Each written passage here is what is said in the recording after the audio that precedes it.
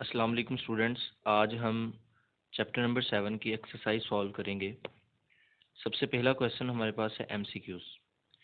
MCQs में जो number 1 है वो कहता है कि if an endothermic reaction is allowed to take place very rapidly in the air, the temperature of the surrounding air. Option A है remains constant, B increases, C decreases, D remains unchanged. तो यहाँ पर जो हमारे पास correct option है वो है decreases, क्योंकि एंडोथर्मिक रिएक्शन में हीट एब्जॉर्ब होती है तो सराउंडिंग से सिस्टम की तरफ आती है। जब सराउंडिंग से सिस्टम की तरफ हीट आएगी तो सराउंडिंग का टेम्परेचर ऑटोमेटिकली डिक्रीज हो जाएगा। सेकंड हमारे पास जो है in endothermic reactions the heat content of the.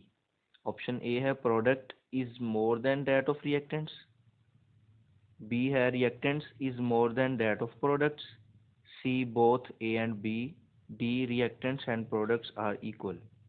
Student जो करेक्ट हमारे पास आंसर है वो है ए, ये वाला, क्योंकि प्रोडक्ट जो होते हैं उनकी एनर्जी एंडोथर्मिक रिएक्शन में ज़्यादा होती है। एंडोथर्मिक रिएक्शन में हीट एब्जॉर्ब इसी वजह से होती है क्योंकि प्रोडक्ट जो होते हैं वो ज़्यादा एनर्जी पर लाई करते हैं, अपने आप को स्टेबल ज़्यादा एनर्जी पर करते हैं, तो इस वजह से वो हीट एब्जॉर्ब करने के बाद जो है वो फाइनल प्रोडक्ट में कन्वर्ट होते हैं। तो इस वजह से हम कह सकते हैं कि जो प्रोडक्ट की एनर्जी होती है वो ज़्यादा होती है, हीट कंटेंट उनका ज़्यादा होता है एंडोथर्मिक रिएक्शन में देन रिएक्टेंट्स। थर्ड हमारे पास जो है वो है calorie is equal to. Calorie किसके इक्वल होती है? कैलोरी हमारे पास यूनिट है एनर्जी का, तो यहाँ पर हमारे पास ए ऑप्शन है 0.4184 जूल, बी जी 41.84 जूल, सी 4.184 जूल, डी 418.4 जूल। तो यहाँ पर हमारे पास जो करेक्ट ऑप्शन है वो है सी, ये वाला। अब ये जो सी है इसका क्या है कि 4.184 जूल जो है ये आपके पास 1 कैलोरी के इक्वल होता है। तो 4 MCQs है। The change in heat contents of chemical reaction at constant temperature and pressure is called enthalpy change. Student देखें, हीट कंटेंट जब भी किसी रिएक्शन का चेंज होता है कांस्टेंट टेम्परेचर और प्रेशर पर, ये आपने याद रखना है। हमने डेफिनेशन में भी पढ़ा था और इस तरह हमने इसके फार्मूला में भी पढ़ा था, जो मैथमेटिकल फॉर्म है इंथैल्पी की, वो हमने ये जो है वो डिस्कस किया था। आगे फिफ्थ नंबर पे आपके पास जो एमसीक्यूज है वो कह रहा है which of following statement is contrary to the first law of thermodynamics. इसका हमारे पास ऑप्शन ए है energy can neither be created not destroyed. Second है one form of energy can be transferred into an equivalent amount of other kinds of energy. C, in an adiabatic process, the work done is independent of its path. D, continuous production of mechanical work without supplying an equivalent amount of heat is possible. ये student हमारे पास जो है ये D option है, क्योंकि ये contrary statement है to the first law of thermodynamics. First law तो हमारे पास है ना कि एनर्जी ना ही क्रिएट होती है ना ही डिस्ट्रॉयड होती है, बल्कि वो एक फॉर्म से दूसरी फॉर्म में चेंज होती है। तो इसी तरह यहाँ पर डी ऑप्शन इस वजह से करेक्ट है कि जो हमारे पास कंटिन्यूस वर्क प्रोडक्शन होती है ना, मैकेनिकल जो वर्क होता है, तो वो आप ज़रूरी नहीं है कि हीट उतनी अप्लाई करें। सम टाइम हीट ज़्यादा भी चाहिए होती है, सम टाइम हीट जो है वो कम चाहिए होती है। तो इक्विवेलेंट हीट जो है उसके बगैर भी जो है कंटिन्यूस प्रोडक्शन जो है वो मैकेनिकल वर्क के लिए क्या होता है, वो कंटिन्यू रहता है। तो हमारे पास डी ऑप्शन जो है वो करेक्ट है। इस तरह स्टूडेंट 6 नंबर पे जो हमारे पास एमसीक्यूज है वो कह रहा है for a given process the heat change at constant pressure QP and constant volume are related to each other. ये हमने रिलेशन पढ़ा था, इसका सी हमारे पास करेक्ट है, वो है Q P greater than Q V. 7 number पे आपके पास आ जाता है for the reaction NaOH sodium hydroxide plus HCl, ये बेस है, ये एसिड से मिलकर यहाँ पे साल्ट बन रहा है सोडियम क्लोराइड वाटर। कहता है द चेंज इन इंथैल्पी। इस तरह की इंथैल्पी को हम क्या कहते हैं, ये हमने पढ़ा भी था। जो है वो इंथैल्पी की जो डिफरेंट टाइप्स है उसमें ये हमारे पास सी ऑप्शन करेक्ट है कि हीट ऑफ न्यूट्रलाइजेशन, कि जो न्यूट्रलाइजेशन है कि जब एसिड और बेस आपस में मिलते हैं तो उससे साल्ट और वाटर बनता है। ठीक है, इसे हम बोलते हैं हीट ऑफ न्यूट्रलाइजेशन।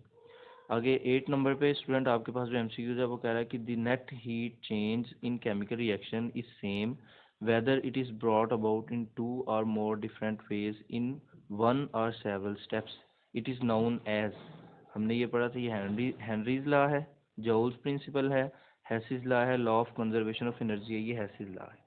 तो हमारे पास सी ऑप्शन जो है ये करेक्ट है।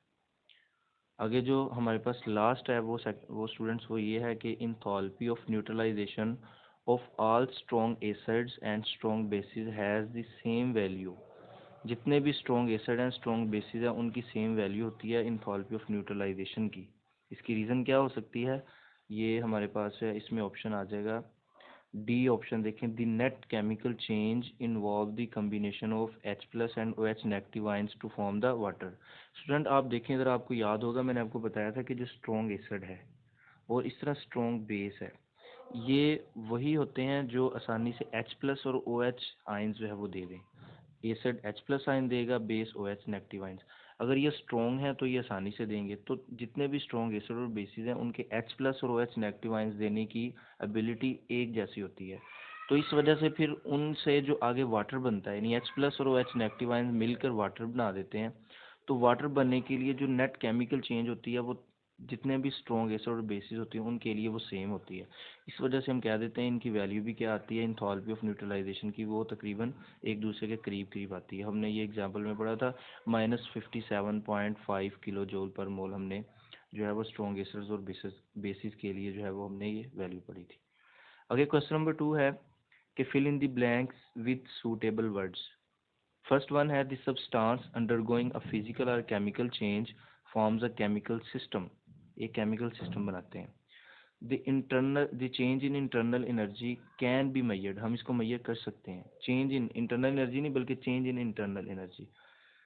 Solids which have more than one crystalline forms, ऐसे सॉलिड्स जिनकी एक से ज़्यादा क्रिस्टलाइन फॉर्म है, पोसेसिस डिफरेंट वैल्यूज़, यहाँ पे डिफरेंट वर्ड आना है।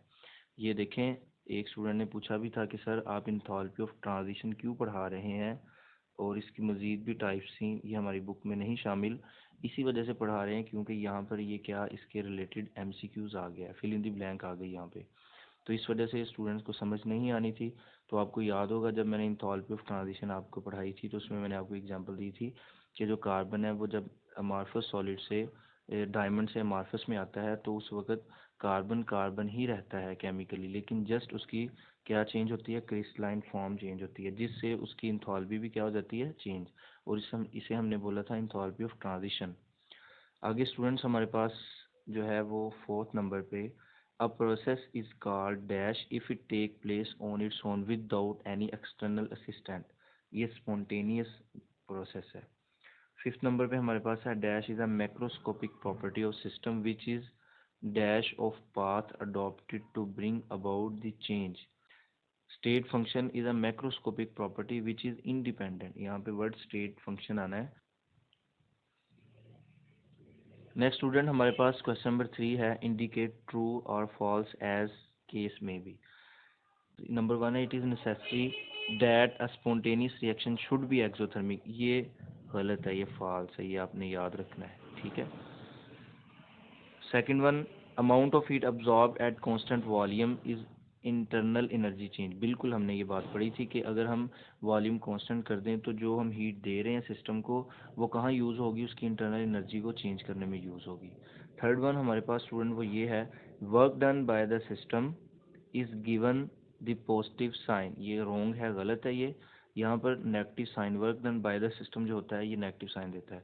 नंबर 4 है enthalpy state function but internal energy is not, तो यहाँ पर change in enthalpy is a state function but internal energy is, तो ये हमारे पास गलत रॉन्ग होगा। आगे है total heat content of system is called enthalpy of system, ये ट्रू है, ये ठीक है। आगे स्टूडेंट्स हमारे पास क्वेश्चन आंसर है, क्वेश्चन नंबर 4 है, क्वेश्चन नंबर 5 है, इन सब के जो है ना वो हमने आंसर्स पढ़े हुए हैं चैप्टर्स के अंदर ही, ठीक है। और कुछ ऐसे शॉर्ट क्वेश्चंस हैं जिनको हमने डिस्कस तो किया हुआ है लेकिन आप अक्सर स्टूडेंट्स जो हैं वो मुझसे फिर आंसर्स कहते हैं सर हमें आंसर्स नहीं मिल रहे, हम कहाँ से, तो ये रिटर्न फॉर्म में आपको नोट्स की फॉर्म में मिल जाएंगे, ग्रुप में मैं आपको शेयर कर दूंगा, तो वहाँ से आपको आप जो है वो इनको नोट कर लीजिएगा।